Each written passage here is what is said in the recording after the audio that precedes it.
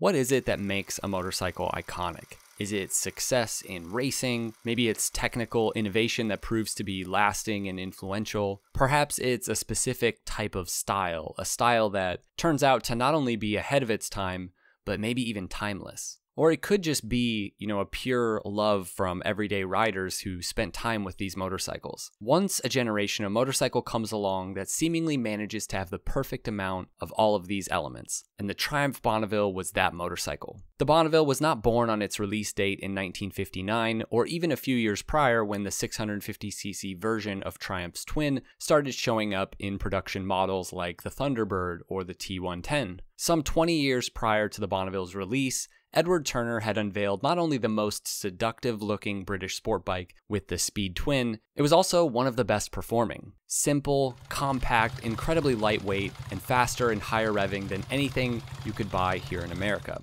A simple bike, though, in every regard, and ultimately a simple recipe for success. What made the Speed Twin great originally is the same thing that made all Triumphs great going forward. Lightweight, reliable, beautiful, and most of all, fast. Now, over time, Triumph would build on this new innovative 500cc overhead valve parallel twin platform with both smaller and eventually larger capacity models. It's important to understand that through the important years leading up to the Bonneville, Triumph's business model would shift its focus almost exclusively to the American market. I mean, the first Triumph twin to hit the 650cc mark was the iconic Thunderbird. If that name Thunderbird doesn't show their intentions, I don't know what does. This was meant to be an American motorcycle. The Thunderbird was that great bike featured in Marlon Brando's The Wild One, bored out to 650cc's. It was significantly faster than anything Triumph had made to this point and could easily do 100 miles per hour, which is no easy feat in 1949. Sure, Vincent's Rapide and Black Shadow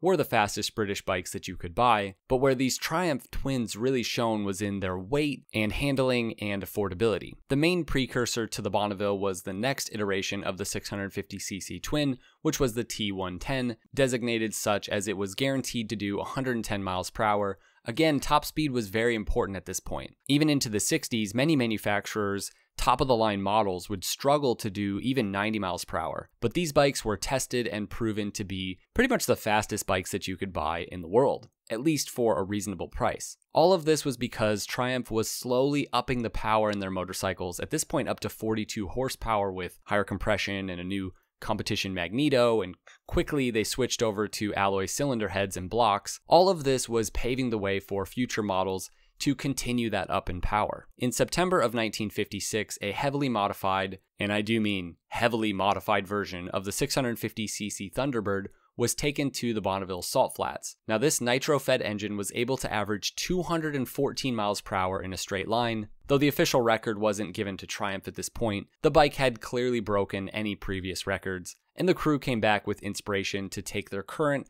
top-of-the-line T110 and make it a T120. And a lot of this was pressure because when they did this, the entire motorcycling world saw that this engine was capable of incredible power. Though this does lead us directly to what would be the birth of the Triumph Bonneville, named after the Bonneville Salt Flats and the records that were won there, and of course, a thoroughly American-sounding name for a bike targeted directly at the American market. We have to also recognize the Triumph TR6, as I believe it's actually one of the most influential Triumphs of all time, and sort of the real heart behind the original style of the Bonneville that is so popular today. The TR6 came out years before the Bonneville, and it featured high pipes, a single carb, and especially, it ditched that nacelle headlight that Triumphs had been repping through the 50s. The TR6 was massively popular in America, used for things like desert racing, and it would continue on as a sort of scrambler version of the Bonneville through the 60s. But even wording it that way, I think, is wrong.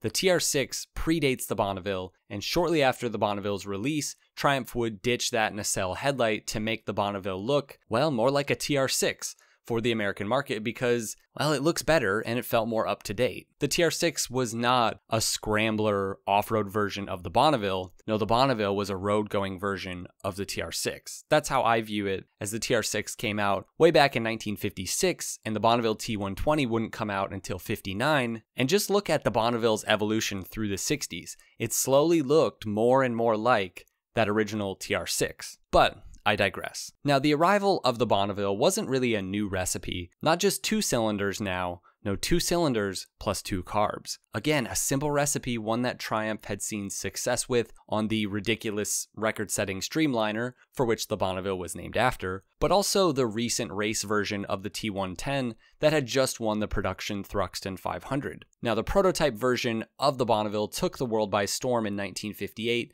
at the Earl's Court Show. That extra carb brought the revs and power up slightly over the single carb versions of the 650cc twin. Triumph also managed to get the weight down. The power was up due to a new splay port cylinder head, along with that extra carb, higher compression pistons, and the list goes on. But that wasn't the only thing for Triumph's new flagship model. The style would connect especially with American riders, especially once we got past 1959. That original 59 model is a little bit off, and in some ways it's because Edward Turner's influence was still there. He had made the Speed Twin and designed it, and it was beautiful, but he had a lot of, let's say, influence on the 59 Bonneville, and he picked the coloring and the style, and yeah, he was a little off with it, and it was a little old school, and slowly the Bonneville became more of a cool, up-to-date roadster. Also, it was more affordable than the Norton Atlas Twin and faster than the BSA twins. In some ways, it was like the CB750 when the CB750 came out. It was the best motorcycle, the fastest motorcycle, and for the price, it just made so much sense for riders who really wanted to put down miles or wanted to go really fast. Through the 60s, the Bonneville wasn't without its problems, but Triumph would innovate and make small changes each year, including overhauling the chassis multiple times, overhauling the electronics, transitioning from separate to unit gearboxes, and more. Looking back though, collectors have often found themselves pushed actually more towards the smaller 500cc and even 350cc single and double carb versions of the Triumph Parallel Twins because the smaller engine makes it just vibrate so much less. And don't forget the dual carb Triumph 500, named the Daytona after Triumph's iconic win at Daytona. Well, that's a really cool bike. That Triumph Daytona 500cc, that's a fast bike. It's really not that much slower than the 650. But I digress. In many ways, the Bonneville peaked in the late 60s. These are the bikes with all that 60s vibrancy and style, with less of the headaches present on the early versions of the Bonneville, but still all of that wonderful style and character. The 60s was the decade that really built Triumph into the legend that it would become. As the entire British motorcycle industry slowly faded, Triumph was hitting its absolute stride by focusing on making big performance motorcycles almost exclusively for the American market. The Bonneville was the icon, but riders in California knew that the bike of choice for desert racing was that TR6, easily modified, powerful, grunty, simple to work on, and simple to set up right. If you had enough money, you could also get a factory TT version of the Bonneville, and that could be purchased for exactly this kind of racing, you know? Desert racing, basically. And look no further than Steve McQueen's iconic example featuring 12-to-1 pistons and larger carbs. Jay Leno has described his 1964 Bonneville perfectly,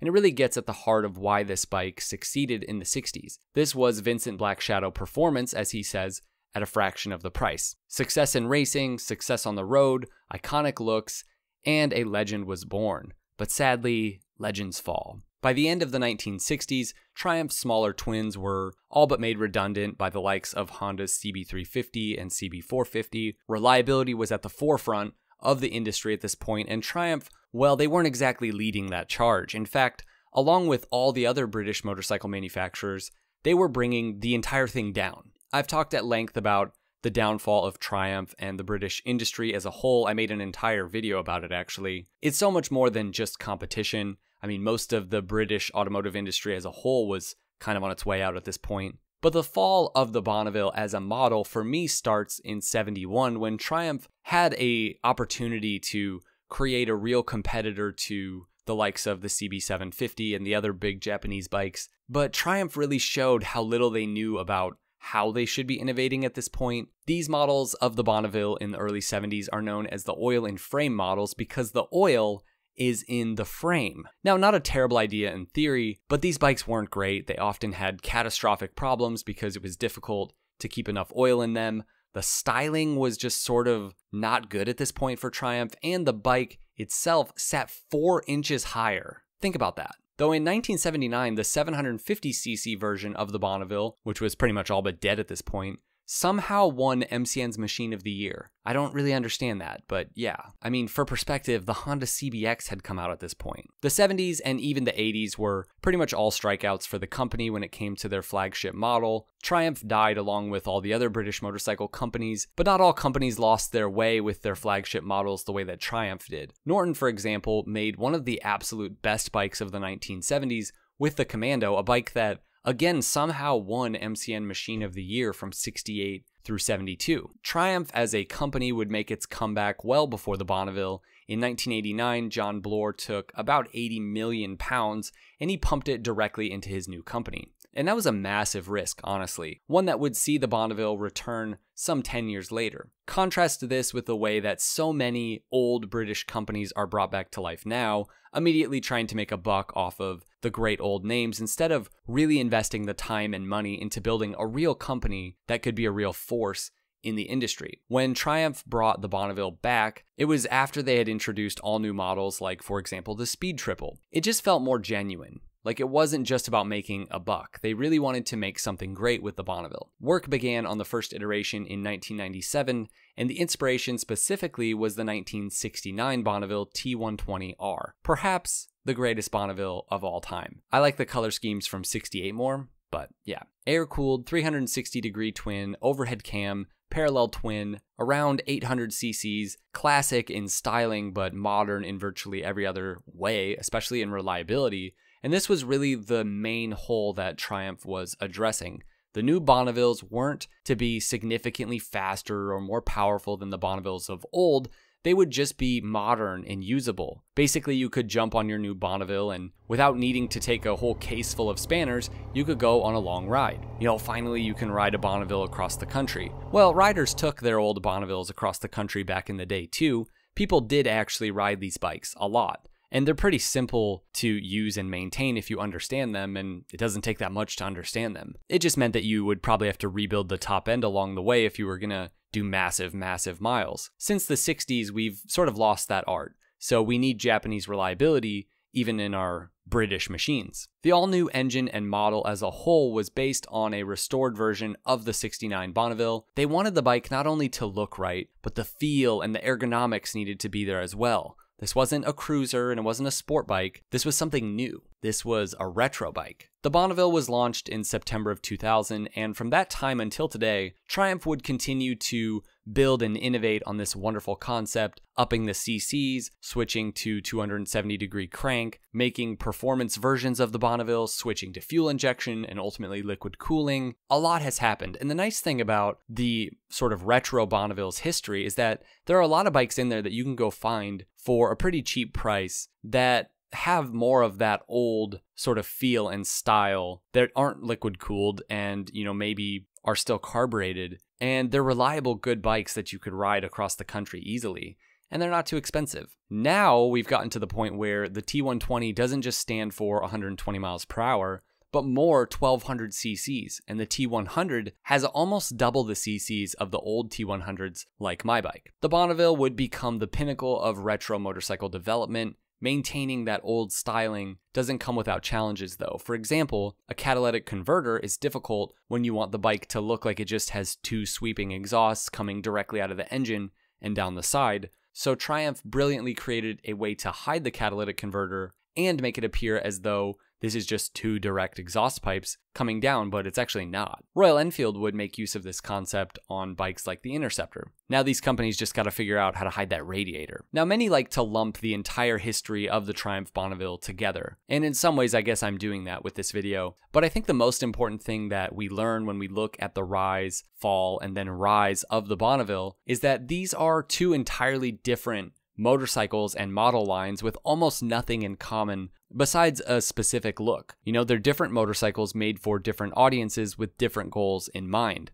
The old Bonneville was the pinnacle of performance in its day, purchased because riders wanted a light, nimble, fast motorcycle that could take on anything else on the road. It was the kind of motorcycle that young boys would have on posters on their wall. But today, Bonnevilles, they're sort of an alternative, you know, an alternative to sport riding, an alternative to touring bikes, they're platforms for customization, and more than anything, they're an alternative to soulless pieces of plastic that we see everywhere. Really, they're purchased because they look like the old bikes, but one can finally have a Bonneville without all the headaches. People like them because they look timeless. The original Bonneville in its heyday was a motorcycle that looked forward. Today, the Bonneville is a motorcycle that looks back. And you know, there's nothing wrong with that. They're just different.